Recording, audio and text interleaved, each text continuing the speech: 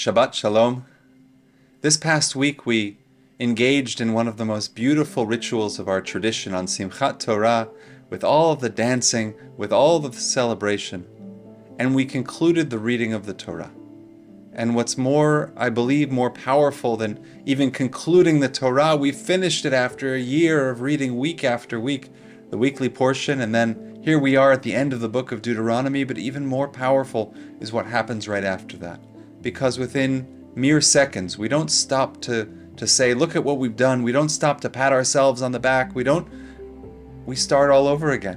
We put away the Torah with which we've read Deuteronomy, and we open the Torah that's set right there at the beginning at Bereshit. And so here we go again.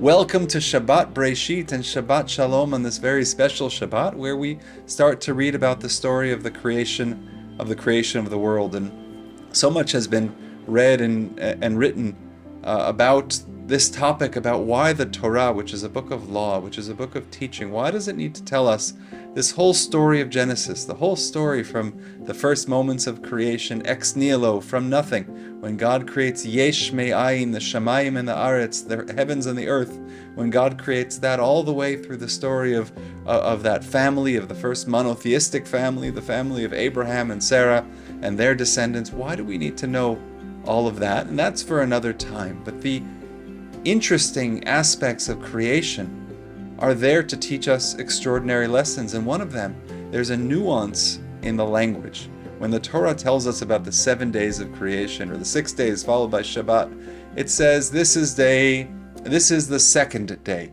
Yom Sheni. This is the third day, Yom Shlishi. Those are the words it use, second, third, fourth. But for the very first day, it says Yom Echad, day number 1.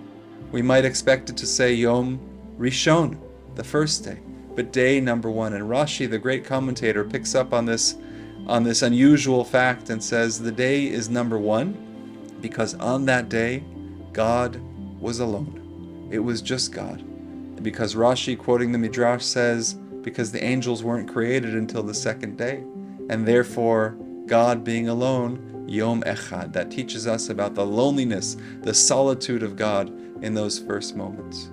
And a second interesting teaching emerges from that understanding. If the angels were created on the second day is the one day of creation in which the word tov, good, is not used. The word good is actually doubled on the third day. And it's for that reason, as an aside, it's for that reason that traditionally many couples chose to get married on Yom Shlishi, on Tuesdays, on the third day, because in the third day of creation is the day in which tov, good, is doubled, mentioned twice, but on the second day, tov is not mentioned at all.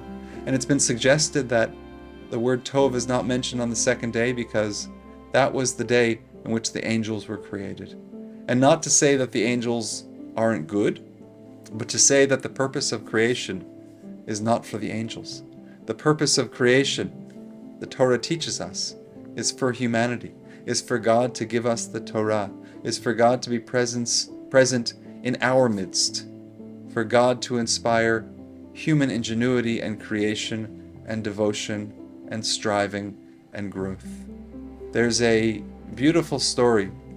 It's told in our tradition about the great Rabbi Gamliel, who is challenged by the emperor. Rabbi Gamliel is standing there in the emperor's palace, and the emperor says to Rabbi Gamliel, your people, I have a claim against your people. Your God, the emperor says, your God is a thief. Rabbi Gamliel looks around in bewilderment. What do you mean my God is a thief? And the emperor says, because it says it right there in your Torah that God put man to sleep and stole his rib. And isn't that a great admission that God is a thief? Rabbi Gamliel's daughter was standing there according to the tradition and asked permission, said, may I answer? Sure. And so she addressed the emperor and she said, Your Highness, I would like you to summon a judge because I have a case that needs to be adjudicated. What kind of case? The emperor said. What do you mean? She said, well, someone broke into my home last night and they stole all of the silver vessels and they replaced them with exact replicas but with gold vessels. All of my silver is gone and it's been replaced with gold. And the emperor laughed and he said, that's what you want a judge for? I wish Such thieves would break into my palace every night and replace everything with something more valuable. And Rabbi Gamliel's daughter said to him, and with that you've answered your own question. It's true that God took Adam's side, God took Adam's rib, but he replaced it with something much more valuable, with a life partner, with someone to be there with him and to journey through life together. You can't compare the value of a rib to the value of human productivity and reproduction and the essence of the generations, of what it means to have continuity. Requires that act, requires that moment when God made man into two. And that's part of the human aspect of creation. And that story teaches about how we confront loss and how we confront challenges in life, that there's value, that there's gain. And part of our challenge and part of the human challenge is to take the rough times in life and to take the hurdles in life and to turn them into victories, to turn them into blessings that we can appreciate. Angels can't do that. Angels have a mission. Angels have a responsibility. Angels have a certain connection with God that's unbreakable. And that's perhaps envious to many of us. Perhaps that's something that we aspire to have, to be more like angels.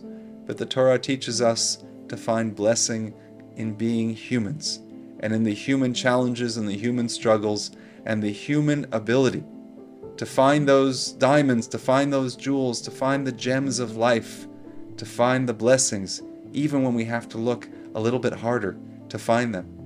That's a lesson I take, a human lesson I take from the divine creation and from the lessons of this very first Torah portion, Parshat Bereshit. Wishing each and every one of you, our Scheier family, wishing you a Shabbat Shalom.